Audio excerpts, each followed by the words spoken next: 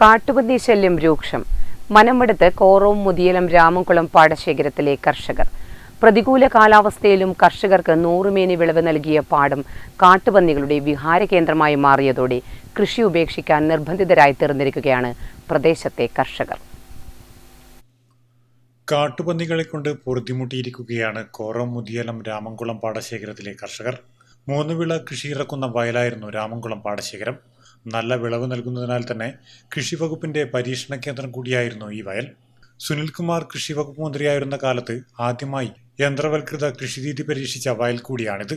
പ്രതികൂല കാലാവസ്ഥയിലും കർഷകർക്ക് നൂറുമേനി വിളവ് നൽകിയിരുന്ന പാടമാണിത്. എന്നാൽ പെരുമ്പപ്പുഴയോരത്തെ കാടുകൾ കാട്ടുപന്നികളുടെ വിഹാര കേന്ദ്രമായതോടെ കർഷകർ ദുരിതത്തിലായിരിക്കുകയാണ്. നെൽക്കതിരുകൾ പാകമാകുമ്പോഴേക്കും കാട്ടുപന്നികൾ കൂട്ടത്തോടെ എത്തി വിളകൾ നശിപ്പിക്കുകയാണിവിടെ. ഇതോടെ വയലിന്റെ ഭൂരിഭാഗവും തരിച്ചിട്ട് കൃഷിയിൽ നിന്ന് പിന്മാറിയിരിക്കുകയാണ് പ്രദേശത്തെ കർഷകർ. സാധാരണ 3 വിളക്കെടുക്കുന്ന സ്ഥലമാണിപ്പം. ആ സ്ഥലം ഇപ്പം 2021 ശേഷം ആരും കൃഷി എടുക്കില്ല, പന്നി കാരണം.